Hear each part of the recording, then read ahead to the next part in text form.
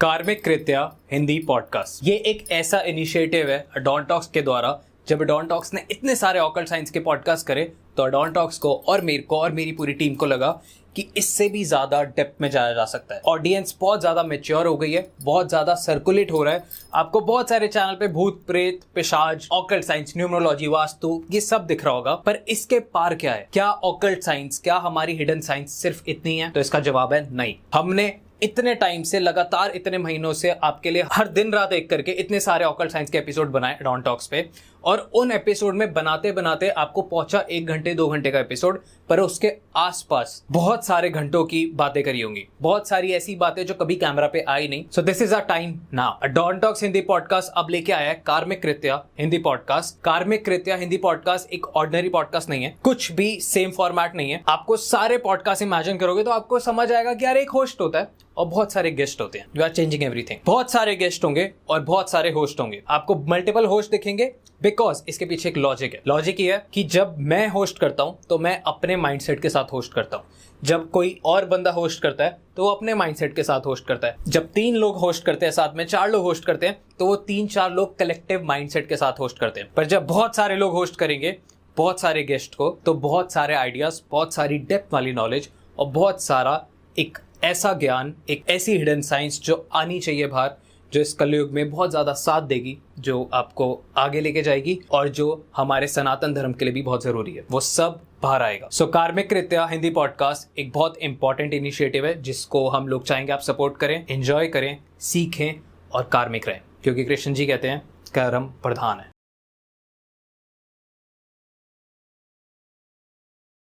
Hello everyone, welcome back to the Karmik Kritya Hindi podcast. Hare Krishna आप सभी को। आज के जो गेस्ट है वो काफ़ी स्पेशल गेस्ट है और मेरे पर्सनल स्पेशल गेस्ट है, क्योंकि वो आए हैं ब्रिजधाम से, जहाँ मेरे और मेरे प्रिया प्रीतम बसते हैं, जहाँ मेरा हृदय बसता है। तो आइए चलो बात करते हैं कृष्ण प्रिया जी से, जो कि एक कथावाचक है और मोटिवेशनल स्पीकर हैं, और आप सब यूथ हो तो काफ़ी जल्दी कनेक्ट कर पाओगे। तो चलिए बात करते हैं बिना किसी देरी के। हरे कृष्ण मैम। हरे कृष्णा। राधे राधे। राधे राधे। कैसे हो आप? बहुत अच्छी हूँ, आप कैसे हैं? बहुत अच्छी मैम। जब मैं आपके बारे में थोड़ा रिसर्च कर रही थी, पढ़ रही थी, तो मुझे पता लगा कि आपने काफ़ी कम एज में ही गुरु दीक्षा ले लिया है। तो मैम सबसे पहले तो हमारी ऑडियंस को बताइए कि गुरु दीक्षा होता क्या है, क्योंकि हमारी ऑडियंस काफ़ी न्यू है, उनको इतना नॉलेज नहीं है। तो प्लीज़ एक्सप्लेन कीजिए कि गुरु दीक्षा क्या होता है। गुरु दीक्षा का मतलब होता है जब आप किसी गुरु को चयन करते हैं आपके जीवन में मार्गदर्शन के रूप में। जी। कि आपको आध्यात्मिक जीवन में उनसे कुछ प्राप्त करना है, या ये कहेंगे कि भगवान के साथ संबंध रखना है। जी। तो वो आपको मार्गदर्शन करते हैं। और मैं ये कहती हूँ कि गुरु 2 प्रकार के होते हैं। पहले वो होते हैं जो आपको केवल कंठी देते हैं, जी, नामदान देते हैं। दूसरे वो होते हैं कि जो प्रवचन के माध्यम से आपको कंठी भी प्रदान करेंगे, नामदान भी देंगे, लेकिन शिक्षा आपको प्रदान करेंगे बोल करके। जी। लेकिन पहले वाले अत्यधिक ज़्यादा होते हैं, जो भले ही आपको प्रवचन ना दे, लेकिन अपनी कृपा के माध्यम से आपको हर जगह जब जब आवश्यकता लगेगी तब तब अपनी कृपा प्रदान करते हैं। तो मैं कहूँगी कि आध्यात्मिक मार्ग के लिए गुरु की आवश्यकता है, कि जो परमात्मा हमसे दूर नहीं है लेकिन हम भूले बैठे हैं, उसको हमसे परिचय कराए। जी, परफेक्ट। तो मैम जैसे आपने बात करी कंठी माला की, तो जो भी वैष्णव भक्त होंगे या जो बनना चाहते होंगे वैष्णव भक्त, जो कंठी माला पहनना चाहते होंगे, तो वो बोलते काफ़ी सारे नियम्स हैं और हम कंफ्यूज रहते हैं। तो आप प्लीज़ पहले उन नियमों को थोड़ा बताइए कि क्या नियम रहते हैं, तिलक लगाने का क्या नियम है, कंठी पहनने का क्या नियम है। सभी संप्रदाय के अपने अपने नियम हैं। जी। तो जब आप किसी जहाँ भी जाएं गुरु दीक्षा लेने, तो सबसे पहले संप्रदाय ही चयन करिएगा। जी। कि एक वैदिक संप्रदाय से युक्त होने चाहिए।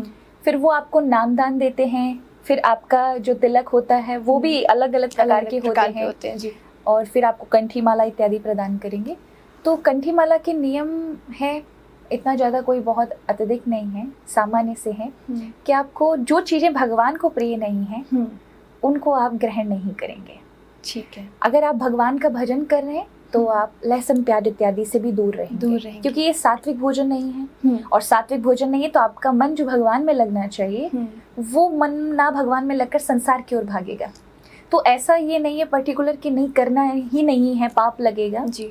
वो अभक्ष्य चीज़ें हैं, हमें नहीं खानी चाहिए। बाकी अगर आप स्टडी करते हैं, पीजी में रहते हैं, आपके पास ऑप्शन नहीं है, लेकिन आप प्रभु से प्रेम करते हैं, तो वहाँ अब आपके पास ऑप्शन नहीं है, ऐसी स्थिति में आप कर सकते हैं। लेकिन जो भगवान के हमारे जैसे भक्त हैं उनको तो ये नहीं करना चाहिए। तो मैम जैसे हमारे सनातन धर्म की बात आती है तो यहाँ पे पशुओं में सबसे पहले गौ माता को पूजा जाता है, तो ऐसा क्यों कि गौ माता को ही पूजा जाता है और कोई एनिमल या और कोई जानवर क्यों नहीं? दूसरी चीज़ ये कि गौ माता की उत्पत्ति कहाँ से हुई है, पहले मैं ये जानना चाहूँगी आपसे। शास्त्रों में गौ माता की उत्पत्ति कई जगह से बताई है। सबसे सर्वप्रथम तो समुद्र मंथन से ही हुआ है जी। 14 रत्नों में जो रतन है वो गौ माता भी है, जो निकली थी कामधेनु के रूप में। उन्हें ऋषियों ने ग्रहण किया, इसीलिए ये ऋषियों की माता भी है और ऋषियों से ही सारे संसार की उत्पत्ति भी है जी। इसीलिए हमारे पूर्वजों के कारण ये हमारी माता स्वीकार है, क्योंकि इनका पालन पोषण का अधिकार ऋषियों को प्राप्त था और ऋषियों को ही गौ माता ने पालन पोषित किया है। जैसे भरद्वाज हो गए, वशिष्ठ हुए, उनके आश्रम के बाहर गौ माता बंदी रहती थी। और ऐसी गौ माता जो उनके यहाँ 10,000 अगर लोग आ जाएं तो सिर्फ गौ माता से मन की इच्छा रखते थे और वो सब उनके सुख सुविधाओं को वहाँ प्रकट कर देती थी जी। तो मैं ये कहूँगी कि हमारे शास्त्रों में समुद्र मंथन से भी है और फिर राधा कृष्ण के शरीर से भी जी प्रकट हुई हैं गौ माता। तो मैं ये कहूँगी कि जानवर नहीं है, आप ऐसा बोलना भी, हम जो बोलते हैं अपनी आम भाषा में, वो भी एक अपमान जैसा है। गौ माता साक्षात भगवान का शरीर है, राधा कृष्ण के शरीर से प्रकट हुई है। इसीलिए हम गिरिराज जी जो पूजा करते हैं, बहुत सारे लोगों को नहीं पता होगा, दिवाली के अगले दिन हम गोवर्धन पूजा मनाते हैं। वो गोवर्धन पूजा क्या है? कार्तिक शुक्ल प्रतिपदा सुरभि ब्रज अवतार ली, राधा कृष्ण के शरीर से सुरभि का प्राकट हुआ है गोवर्धन पूजा वाले दिन। इसलिए हम गाय के गोबर के कृष्ण बनाते हैं और फिर उनको गाय के ही दूध से, दही से, इन सबसे भोग लगाएंगे, जिससे हमारे जीवन में किसी प्रकार की धन की, समृद्धि की, वंश की ये कभी कमी ना आए। हमारे जीवन में जो हमारे लिए रिसोर्स का काम करती हैं, ये सारी चीज़ें हमें प्राप्त हों। ठीक है। तो मैम मैंने अपने घर में देखा और काफ़ी घरों में भी होता है, जो हिंदू उनके सभी के घर में होता होगा कि पहले की जो रोटी होती है वो गाय के नाम की निकाली जाती है। इस चीज़ के पीछे कोई रीज़न है या कोई स्पिरिचुअल रीज़न है, कोई वैसा? तो आप बताइए थोड़ा। पहले तो ये है कि हमारे यहाँ पर अन्न को शुद्ध करने के लिए, क्योंकि अन्न को कहा जाता है कि जब तक आप अन्न को खाते हैं सीधे और अगर उसका भगवान को भोग नहीं लगाया है, आपने किसी अतिथि को नहीं खिलाया है, आपने गौ को भी ग्रास नहीं डाला, यानी गौ को भी रोटी नहीं दी है और आखिरी रोटी कुत्ते को नहीं डाली है, तो आप पाप खा रहे हैं।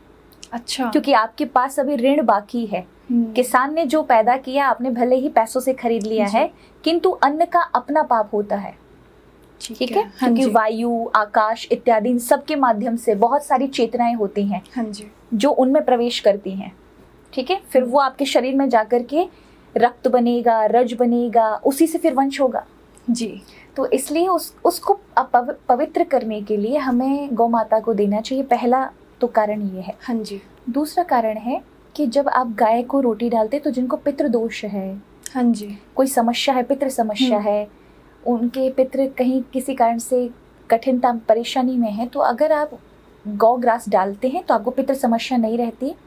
कई बार क्या होता है, आप बहुत सारे अच्छे कार्य कर रहे हैं लेकिन वो बन नहीं पा रहे जी, तो वो पितृ दोष होता है कि आपके हर कार्य में शुभ अवसर पर वो आपको रुकावट पैदा करे। जी। तो वो दो कारणों से होता है, या तो आपने कोई ऐसा गलत कार्य करके किसी का हृदय दुखा दिया है जिससे उसके हृदय की आह आप तक लगी है, इसलिए आपके कार्य नहीं बनेंगे। दूसरा पितृ दोष होता है। अच्छा। कि आप अच्छे से अच्छा कार्य कर रहे हैं और एट द टाइम आपको उसका फल नहीं मिलेगा। ठीक है। तो पितृ के कारण होता है कि आपके पितृ जो हैं वो समस्या में हैं। तो अगर आप गौग्रास डालते हैं तो आपके पितरों को वो सब प्राप्त होता है, तो वो समस्याओं से आप बाहर हो जाते हैं। जी। देवी जी, जैसे हम देख रहे हैं आज के टाइम पे लोग घर में डॉग्स पालते हैं। पहले के टाइम पे होता था कि गायों को लोग पालते थे, बहुत अच्छे से उनकी सेवा करते थे, तो उनको कुछ इस प्रकार की दिक्कतें भी नहीं आती थी जो आज के टाइम पे आ रही है। बट आज के टाइम पे लोग क्या रखते हैं, कुत्ते घर में रखते हैं, डॉग्स रखते हैं और गायों को बाहर छोड़ देते हैं। तो इस पे आपके क्या विचार है, प्लीज़ थोड़ा बताइए। देखो, मेरा ऐसा नहीं है कि कुत्ते मत पालो, वो भी पालिए, लेकिन मैं आप वैरायटी में जो रखते हैं उससे अच्छा है सड़कों पे जो घूमते हैं उनको भी प्रेम दें। जी। गायों को पालना, शहर में आज आप दिल्ली शहर में हैं तो आपको पता है कि यहाँ पर जिस तरह से रहते हैं वहाँ गाय पालन शायद संभव नहीं है। जी जी। आप अपने अपार्टमेंट में कैसे रखेंगे, तो आप गौशाला से जुड़िए। आप ठीक है। गौशाला के माध्यम से जुड़ेंगे तो वहाँ पर गायों का पालन पोषण भी होगा, आपकी सेवा भी होगी कि आप जी। सेवा कर रहे हैं, और साथ में कृष्ण की भक्ति कृष्ण की कर बात। रहे हैं आप। जी। साक्षात शरीर के रूप में वो कृष्ण है। आप तब अनुभव ले पाएंगे जब आप कृष्ण के रूप में उन्हें देखेंगे कि आप गौ की सेवा नहीं, अभी तो साक्षात कृष्ण की कर रहे हैं। जी। तो आप उसका प्रत्यक्ष प्रमाण देख सकते हैं, लेकिन ये तब होगा जब आप मन की भावना आस्था के साथ ये कार्य करेंगे। जी।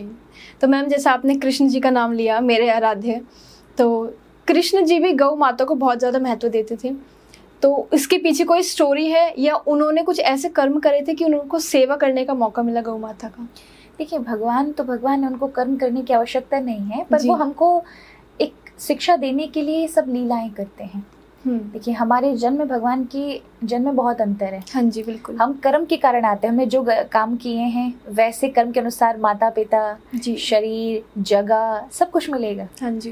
लेकिन भगवान अपने आप डिसाइड करके आते हैं और पहले से बता कर आते हैं, मैं वसुदेव के घर आ रहा हूँ, मैं दशरथ के घर आ रहा हूँ, मैं जी, यहाँ पर आ रहा हूँ। तो वो पहले से ही अपनी सारी चीजें भूमिका बनाते हैं।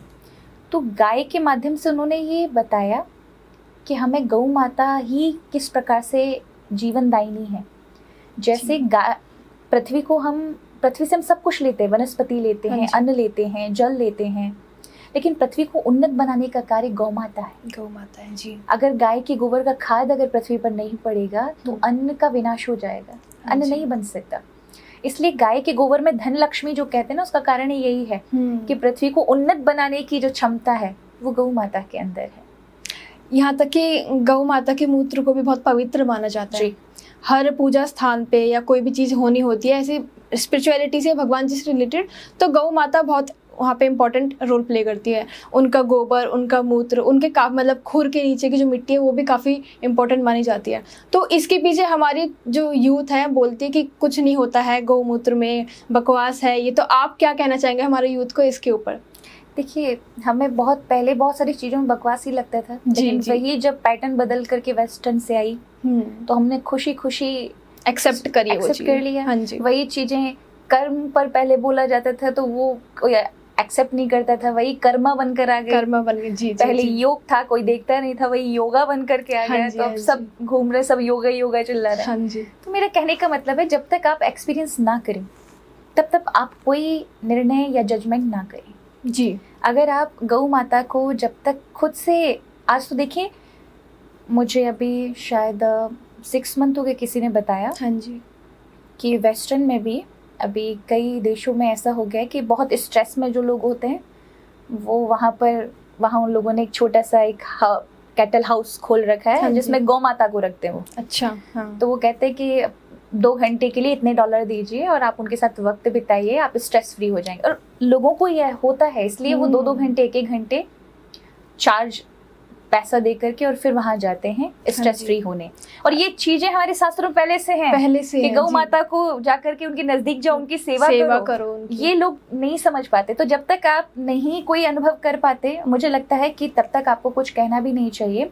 बहुत सारे गौ माता की आयुर्वेद में भी सुश्रुत संहिता है, चरक संहिता है, उसमें जब अर्क की बात आती है या गौमूत्र की बात आती है तो कितनी सारी बीमारियों का निदान गौमूत्र से हो सकता है। आयुर्वेद में भी आप देखें कई जगहों पर गौमूत्र का इस्तेमाल होता है, उपयोग होता है।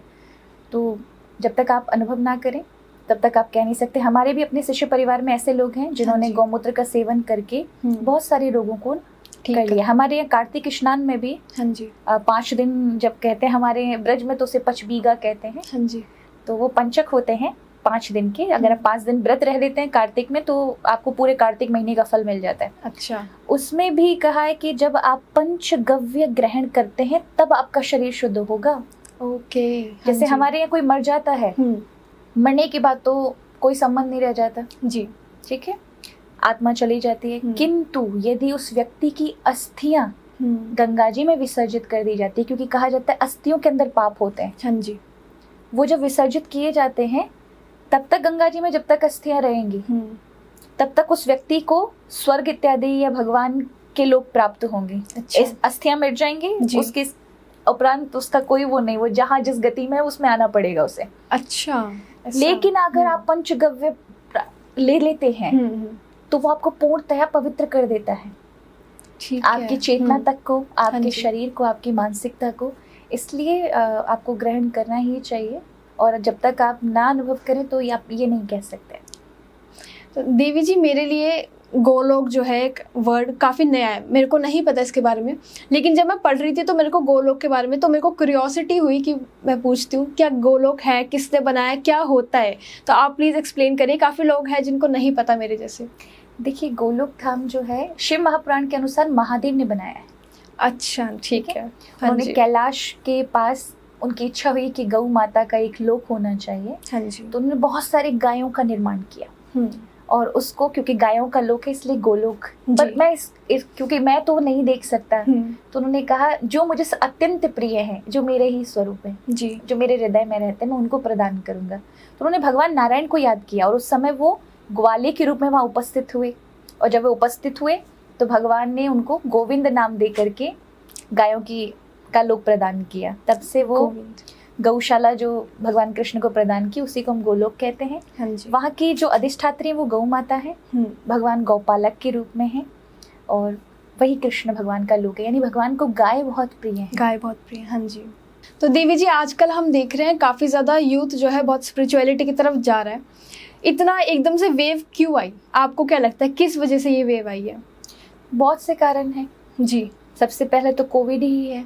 हाँ जी। मृत्यु को इतने करीब से देखने के बाद मैं ये कहूँगी कि अगर आपको पता चल जाए कि आपकी कल मृत्यु हो जाए, या कोई पता ही नहीं है कब हो जाए आजकल में, मुझे लगता है आपके सारे जो भाग रही है वासनाओं की ओर वृत्तियां, वो अपने आप अंदर की ओर आ जाएंगी। हाँ जी, क्योंकि जब आपको पता है कि कुछ आगे क्या होगा, जिसकी ओर भाग रहे हैं वो तो सब खत्म ही हो जाएगा। जी जी।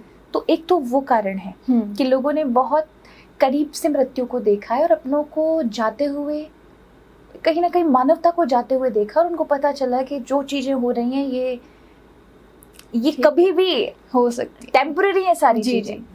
तो वो कारण है कि धर्म की ओर लोग झुके, कि उन्होंने देखा कि धर्म ने कई जगहों पर बचाव किया है उनका। हाँ जी, एक सकारात्मक सोच ने आपका बचाव किया है। बचाव किया, जी जी। क्योंकि मेडिकल भी कहता है कि केवल बाहरी रूप से ही आप स्वस्थ नहीं हैं, आपका मानसिक बल भी होना बहुत आवश्यक है। जी, तो मानसिक बल का कार्य करता है अध्यात्म यानी धर्म। हाँ जी। तो पहला रीजन ये है। दूसरा ये है कि शास्त्रों में है कि कुछ समय के लिए कलयुग में सतयुग आएगा। जी, तो वो सतयुग का समय चल रहा है, वही चल रहा है। जितना अच्छा कार्य कर सकते हो उस समय करिए। हाँ जी, क्योंकि फिर ये समय कब बदल के कलयुग के भयानक रूप में परिवर्तित हो जाएगा, नहीं पता लगेगा। तो यही अवसर है कि आप इसे ऐसा बनाए रखना चाहते हैं, तो आपको खूब धर्म की बातें, धर्म की चीजें अपने जीवन में, धार्मिकता, आचरण में धार्मिकता, देखने सुनने हर चीज में धार्मिकता दिखाई पड़नी चाहिए। ये कार्य करेंगे तो ये धार्मिकता बनी रहेगी। और तीसरा ये है कि आज देखा देखिए हम रील्स, हाँ जी, रील्स का बहुत ट्रेंड है, बहुत ज्यादा एक कहेंगे ट्रेंड बन चुका है। जी जी। तो वो भी कारण है, पर चाहे किसी भी बहाने से एंजॉयमेंट के लिए भी जाएं, लेकिन आप धर्म की चीजें तो सीख ही रहे हैं, उससे जुड़ रहे हैं। आज एंजॉय को लेकर के जुड़ रहे हैं, कल आप बहुत सीरियस होकर के जुड़ेंगे, उससे बहुत गंभीरता से लेंगे। तो मैं कहूँगी कि उसका कारण ये 3 ही हैं, और जुड़े मुझे अच्छी खुशी है। जी देवी जी, ये भी बोला जाता है कि बिना श्री जी की कृपा के कोई वृंदावन नहीं आ सकता, तो शायद ये श्री जी की कृपा ही है जो वो यूथ को अपनी तरफ ज़्यादा अट्रैक्ट कर रही है। हाँ, हमारे ब्रज के संत कहते हैं कि इस समय ना किशोरी जी ने जो दरवाजे पर पहले लोग खटखटा के आते थे, तब एंट्री मिलती थी, आज श्री जी ने स्वयं आकर के दरवाजे खोल दिए। हाँ, आ जाइए, आ जाइए। तो इसलिए आप देखिए कि सभी को मतलब अत्यधिक कृपा है श्री जी की कि वो जा पा रहे हैं, जुड़ पा रहे हैं। और मुझे, चाहे वो किसी भी बहाने से जा रहे हैं, हाँ जी, मैं इस जनरेशन में हूँ, इसलिए मैं कहूँगी कि मुझे बहुत खुशी है। और आज का यूथ बहुत पीछे के हर रीजन को जानना चाहता है जी। और वो कनेक्ट हो रहा है, तो कहीं ना कहीं उसके जीवन में परिवर्तन भी होगा। हाँ जी, हो भी रहा है। जी जी, बिल्कुल सही बात है। तो मैम, जब यूथ की बात आती है तो प्रेमानंद महाराज जी का नाम सबसे पहले आता है, क्योंकि यूथ सबसे ज़्यादा कनेक्ट उन्हीं से कर पा रहा है। तो आपको क्या लगता है कि ऐसी क्या चीज़ है जो यूथ को कनेक्ट कर पा रही है वो प्रेमानंद महाराज जी से? प्रेमानंद जी महाराज पूर्ण तर्क के साथ जी, उनकी जो भी बातें होती है सटीक होती हैं, सरल शब्दों में, इजी लैंग्वेज में बताते हैं, और वो ऐसे कनेक्ट करके बोलते हैं कि आपके मन तक बात पहुंचती है, उन पर श्री जी की साक्षात कृपा है जी। तो मैं कहूँगी कि एक तरह से आज की जनरेशन को जो सही दिशा देने का कार्य हमारे पूज्य महाराज जी कर रहे हैं वो अद्भुत है, वो अवर्णीय है, अपनी वाणी से मैं नहीं बोल सकती। पर प्रेमानंद जी महाराज एक तरह से यूथ के मार्गदर्शक भी हैं जी। और कितनों को उन्होंने गलत दिशा से सही दिशा की ओर पहुंचा दिया है, तो ये मुझे बहुत प्रसन्नता होती है। तो कहते हैं कि मतलब आजकल का यूथ अगर ये सुनेगा तो सबसे पहले यही सोचेगा कि अपना काम बनवाना है तो गौ माता की सेवा करो। तो आपको क्या लगता है कि गौ माता की सेवा से क्या फल मिलता है? क्या अपने काम बनवाने के लिए सेवा करनी चाहिए, या फिर आपके क्या व्यू पॉइंट्स है इसके ऊपर? देखिए, 2 प्रकार के लोग हमेशा से रहे हैं जी। भगवान की भक्ति में भी। एक वो हैं जिनको कुछ चाहिए, बिना कुछ चाहे वो कुछ कर नहीं सकते। दूसरे वो लोग हैं जो भगवान को प्रेम करने के लिए उन्हें कुछ चाहिए नहीं, बस प्रभु हमसे प्रेम करें, बस प्रभु की नजर में हम दिख जाएं कि हम भी उनके हैं, केवल संबंध के लिए वो कर रहे हैं। हाँ जी। तो वो जो भगवान से प्रेम करते कुछ चाहते हैं, उनकी तो श्रेष्ठता हमेशा ऊंची रही है। ठीक है, प्रभु उनके ही हुए हैं। किंतु आप उनसे तो जो पहले वाली कैटेगरी के हैं, जो कुछ चाहने के लिए भगवान की भक्ति कर रहे हैं, वो भी सही है। उनसे लाख बेहतर है कि वो कुछ ना करने वालों से तो अच्छा है कि वो कुछ कर रहे हैं। जी जी। तो अगर गौ सेवा अगर चाहकर भी की जाती है तो भी कोई बुराई नहीं है। और मैं कहूँगी कि गौ माता की सेवा अवश्य करो, और चाहे चाह करके या किसी विषय के लिए ही करो जी। उसके परिणाम ये है कि आप जब गौ माता की सेवा करते हैं तो आपके जीवन में शारीरिक जी, क्योंकि गौ माता के अंदर ये तेज है, अगर आपको कोई बीमारी है या कुछ भी किसी भी प्रकार की कोई समस्या है आपके भावी जीवन पर, अगर आप गौ सेवा करते हैं तो वो आपकी उस बीमारी को भी हटा देती है। हाँ, ये ऐसा भी माना जाता है गौ माता में 33 कोटि देवी देवता विराजमान है। हाँ जी। देखिए, ऐसा वर्णन आता है कि गौ माता जब निकली थी, हाँ जी, तो भगवान ने उनको कहा कि गौ माता में सभी मनु, प्रजापति इत्यादि देवता सभी निवास करें। भगवान की आज्ञा मानकर सभी ने वहाँ निवास किया। हाँ जी। केवल देवों में 2 ही लोग थे जो नहीं आए अपने गर्व के कारण, और वो पहले हैं लक्ष्मी जी, क्योंकि उन्होंने कहा मैं भी तो समुद्र मंथन से निकली, अगर गौ निकली हैं तो मेरे में क्या अंतर है, मैं तो सब कुछ प्रदान करने वाली हूँ। हाँ जी। तो उस समय एक गंगा जी और एक लक्ष्मी जी, ये 2 नहीं आए। जब इन्होंने देखा कि सारे देवताओं ने गौ माता में प्रवेश कर लिया है, यानी गौ की सेवा करना माने समग्र देवताओं की सेवा करना है, तो फिर हमारा निरादर हो जाएगा। हाँ जी। तो फिर वो बाद में गौ माता के पास आती हैं। तो गौ माता कहती हैं कि अब तो कोई स्थान नहीं है। उन्होंने कहा अभी एक स्थान बाकी है, आप अपने गोबर में हमें निवास स्थान दे दीजिए। अच्छा। तो लक्ष्मी जी गाय के गोबर में निवास करती हैं। हाँ जी। और गौमूत्र में गंगा जी निवास करती हैं, इसलिए अत्यंत पवित्र है। आप देखिए, जब भी यज्ञ का पूजा का कार्य होगा, हमेशा गाय के गोबर से ही लेपन होता है, मार्जन होता है। आप चाहे कितनी भी अच्छे से अच्छे बेहतरीन आप कोई भी सोप या कुछ भी आप डिटर्जेंट इस्तेमाल करिए, वो किसी काम के नहीं रहेंगे। वहाँ पवित्रता देवताओं को नहीं लगेगी, लेकिन गाय के गोबर से अगर आप मार्जन करते हैं तो वो परम पवित्र माना जाता है। देवता वहाँ निवास करते हैं, लक्ष्मी का आगमन होता है। तो देवी जी, आपने बात करी थी पंचकव्य के बारे में, तो हमारी ऑडियंस को नहीं पता पंचकव्य क्या होते हैं, गोबर और एक मूत्र के अलावा। तो आप जरा एक्सप्लेन कीजिए कौन कौन से पंचकव्य। देखिए, पंचकव्य में 5 तरह की चीजें मिलाई जाती हैं। हाँ जी। उसमें दूध हो गया, दही हो गया, ठीक है, और घी हो गया, आप गौमूत्र भी ले सकते हैं जी, आप हल्का सा गोबर भी ले सकते हैं, ये सभी। लेकिन आप चाहें तो इन्हें एक एक करके भी धारण कर सकते हैं। ये पंचगव्य ये पवित्रता के लिए होते हैं। जब भी आप कोई अनुष्ठान कर रहे हैं, कुछ कर रहे हैं, तो आपको शरीर की पवित्रता रखने के लिए पंचगव्य लेना होता है। तो ये 5 तरह की चीजें हैं जो हम ले सकते हैं, जिससे मन में पवित्रता आती है। तो देवी जी, हम वृंदावन में जैसे देखते हैं कि आजकल हर कोई अपने घर में लड्डू गोपाल तो रखता ही है, लेकिन वृंदावन में या कहीं पे भी तीर्थ स्थान पे आते हैं तो टोकरी में लेके घूमते लड्डू गोपाल को। तो ये किस हद तक सही है टोकरी में लेके घूमना? देखिए, लड्डू गोपाल की सेवा का अर्थ होता है भगवान को नज़दीकी से संबंध बनाना, कि आपका निजी संबंध भगवान से क्या है। लेकिन आपको इस मर्यादा का भी ध्यान रखना पड़ेगा कि आप जहाँ जा रहे हैं वहाँ ठाकुर जी बैठने योग्य हैं। कई बार आप देखेंगे, आप कहीं भी जाकर बिठा देते हैं। हाँ जी। आप कहीं भी देखिए, डलियों में भगवान की मंदिर की बिल्कुल देहली पर रख देंगे। हाँ जी। तो ये भगवान का अपमान है। बिल्कुल। बिहारी जी में, राधा वल्लभ लाल में, या आपकी टोकरी में रखे हुए ठाकुर में कोई अंतर है? नहीं जी। वो भी वही है, ये भी वही है। हाँ जी। पर उनको एकदम नीचे रखना ये प्रभु का अपमान है। हमारे ठाकुर छोटी छोटी चीजों को जल्दी नोटिस करते हैं। अच्छा। हाँ, बड़ी बड़ी चीजों को नहीं, वो छोटी छोटी चीजों को देख करके चुलबुले है ना वो काफी। हाँ, कि यार ने मुंह को नीचे रख दिया है तो उनको बहुत बुरा लगेगा। तो हमेशा ये याद रखो कि मर्यादा रखो। आप जिस जगह रुक रहे हैं वहां पर आप ठाकुर जी को रख सकते हैं, और या फिर ऐसी जगहों पर ही जाएं जहां पर आप प्रभु को लेके जा सकते हैं। अन्यथा आप जहां आप अपने घर में हैं वहां पर ठाकुर जी को रख करके ही आप उनकी भोजन की व्यवस्था रख सकते हैं, वहाँ पैसा रुपया रख सकते हैं। प्रभु आप अपनी मर्जी का खा लेना, आप घर के मालिक हैं। तो काफी लोग मैम ये क्वेश्चन करते हैं कि हम अकेले तो नहीं छोड़ सकते, हम उन्हें बच्चे के रूप में मानते हैं, तो अब लेके भी नहीं जा सकते, तो करें क्या फिर? देखिए, श्रद्धा बल बहुत बड़ा होता है। भाव का बल। तो भाव में अगर आप बहुत अत्यधिक प्रेम करते हैं उनसे, उनके बिना रहा नहीं जा सकता, तो लेके जा सकते हैं, कोई बुराई नहीं। हाँ जी।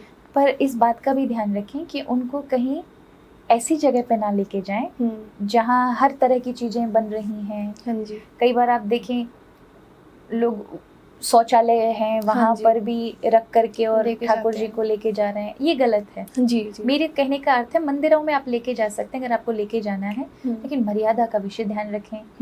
पवित्रता का आखिर हमारा संबंध है, लेकिन हमें क्यों दिखाना है? सही बात है। तो आप लेके, मैं भी अपने चैन बिहारी को लेके चलती हूँ, पर हमें पता है हमें कहाँ जाना है, किस जगह जाना है, और जहाँ हमको लगता है कि यहाँ नहीं लेके जाना है वहाँ पर चैन बिहारी को वहीं घर पे विराजमान करके आते हैं। अच्छा, मतलब उनके पास कुछ ना कुछ खाने के लिए रख दीजिए। नहीं, आप अगर आप 2-3 दिन के लिए जा रहे हैं तो घर में कोई ऐसा व्यक्ति होना चाहिए जो सेवा करे। ठीक है। ठीक। मैम मैंने काफी लोगों से सुना है, बोलते हैं कि अपने रिश्तेदारों को या फिर अपने पड़ोसी को देख के जा सकते हैं, तो ये सही है? नहीं देना अपने ठाकुर सिर्फ अपनी सेवा करो। देखो, ये आप संतों से सीख सकते हैं। हाँ जी। आप अपने गुरुजनों से जाकर के सेवा सीखें, वो क्या बोलते हैं। कभी भी आप अपने पड़ोसी इत्यादि या इन रिश्तेदारों को अपने ठाकुर दे करके जाओगे, ये सही नहीं है। मन भी नहीं, उसने भाव बना लिए ना, तो तुम्हारे भाव टूट जाएंगे। ठाकुर जी अगर उसको अपना मना बैठे कि याने मेरी बड़ी सेवा की है, तो अर्थ ये है कि हमारे जो सेवाएं ठाकुर हैं उनकी सेवा करने का तो हमें ही अधिकार है और हमें ही करना चाहिए उनसे प्रेम। तो मैं ये कहूँगी कि आप लेके जाएं ठाकुर जी को, जहाँ रुके हैं वहाँ पर ही रखें। हाँ जी। और अगर हम मंदिरों में जाते हैं तो विशेष ख्याल से जाएं, हर जगह ना बैठें, हर जगह प्रभु को विराजमान ना कर दें, तो विशेष मर्यादा का पालन करें। और मैं ये कहूँगी कि अगर आप घर में भी छोड़ कर जाते हैं और आपके पास कोई है नहीं, ऐसी स्थिति में घर के मालिक ठाकुर को बना के जाए। अच्छा, प्रभु ये हैं हमारे, जब तक हम जा रहे हैं इतने पैसा रखो, खूब मार्केट में जो मन की चाहिए, आप ही मालिक हैं घर के, जो चाहे वो पा लेना। ये वस्त्र हैं या आपके स्नान का जल है, सारे भोग वोग सब रख के जाओ। अच्छा, जब आप ऐसे करके जाओगे, उनको बोल कर जाओगे, ये भी सेवा है।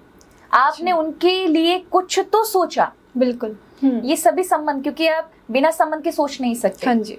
तो करने की सेवा के बहुत सारे कार्य हैं, वो आपके ऊपर है कि आपके भाव किस किस प्रकार के बनते हैं। देवी जी, आप काफ़ी टाइम से भागवत कथा कर रहे हैं, काफ़ी कम एज से आपने भागवत कथा स्टार्ट कर दी थी, तो कोई ऐसा चमत्कार या कुछ आपको एक्सपीरियंस हुआ है अपने लड्डू गोपाल का, उन्होंने करा हो आपके साथ? हमेशा होता है ऐसा, कोई भी दिन नहीं है जब मुझे प्रभु का नहीं अनुभव हुआ हो। हाँ जी। मैं कहूँगी मेरे जीवन के संपूर्ण आधार जो हैं वो मेरे ठाकुर हैं, चैन बिहारी लाल ही हैं। हाँ जी। तो भक्त को तो हमेशा ही होता है, और वो कहने योग्य तो नहीं है, पर फिर भी अगर आप पूछते हैं तो बहुत सारी चीज़ें ऐसी होती हैं जो हमारे ठाकुर जी का होता ही है चमत्कार। तो आप कुछ शेयर करना चाहोगे थोड़ा सा, एक कोई ऑडियंस के लिए? हमारे घर में हमारी माता जी जो सेवा करती हैं, बहुत सारे लड्डू गोपाल हैं। हाँ जी। तो कम से कम 4-5 हैं। हाँ जी। तो मेरे जो चैन बिहारी हैं उनको ये है कि उनके जो वस्त्र हैं वो कोई धारण ना करे। अच्छा, ठीक है। उनको अच्छा नहीं लगता। तो मैंने माता जी को कई बार बोला है, मैंने माता जी आप है ना, चैन बिहारी के वस्त्र नहीं, उनको अच्छा नहीं लगता है, वो उनका मुंह उदास हो जाता है। अच्छा। तो एक बार मैं अपने आश्रम में मेरे ही कमरे में शयन कर रही थी जी, और उसी समय माता जी ने वस्त्र चैन बिहारी जी के पहना दिए होंगे। हाँ जी। तो मुझे स्वप्न में आया अच्छा कि चैन बिहारी जी लड़ रहे हैं सभी ठाकुर से। अच्छा। उन्होंने सबके वस्त्र निकाल दिए। तो एकदम से मेरी आंखें खुली और मैंने माता जी को बुलाया। मैंने, माँ क्या चैन बिहारी के वस्त्र पहना दिए? उन्होंने कहा मैंने तो अभी भूल से पहना दिए। मैंने कहा तो फिर देख कर आओ। जब देखा तो सारे ठाकुर लुढ़के पड़े हुए थे और सबके वस्त्र वास्तव में वैसे के वैसे निकले हुए। अच्छा, हाँ। तो मैंने कहा माता जी ठाकुर की अपनी लीला है जी उनके वस्त्र उनको बहुत प्रिय हैं, उनके नहीं पहनाना। तो ऐसी बहुत सारी लीलाएं होती हैं जो हो सकता है आपके लिए बहुत मजाक हो, क्योंकि मेरे हाँ साथ जी। भी कई बार ऐसा होता है। मुझे भी हंसी आती है कि प्रभु की लीलाएं ऐसी होती हैं, एकदम हाँ जी। भोलापन और एकदम बच्चों जैसी जो हरकतें। मेरी है वो सिर्फ हाँ, मेरी है। मेरी है। हाँ तो जी। इस तरह की चीजें, तो ये बहुत पहले की बात है, लगभग 2016 या 17 की बात है। हाँ जी। तो और ऐसे कई सारे होते हैं जो आप शायद आपको चमत्कार ना लगे, पर मेरे लिए बहुत चमत्कार है, क्योंकि प्रभु की रसीली लीलाएं हम ब्रजवासियों के लिए ही होती हैं। तो हाँ जी। हर एक का जो प्रभु से जुड़ा होगा उसका अपना अनुभव होगा। तो देवी जी बहुत अच्छा लगा मुझे आपके साथ बात करके, प्लस आप ब्रजवासी हैं तो मेरा तो अलग ही मजा सा आ गया, एक तो कहते हैं ना। तो थैंक यू सो मुझे मच। भी बहुत अच्छा लगा, और आपका स्वरूप देख करके आप भगवान की बहुत अच्छी भक्त हैं। धन्यवाद। और आप सभी जितने भी व्यूअर्स यहाँ पर हैं उन सभी को भी राधे राधे। आप यहाँ से कुछ सीखेंगे, ऐसी मेरी आशा है। जी जय श्री राधे राधे। हरे कृष्ण मैम। हरे कृष्ण।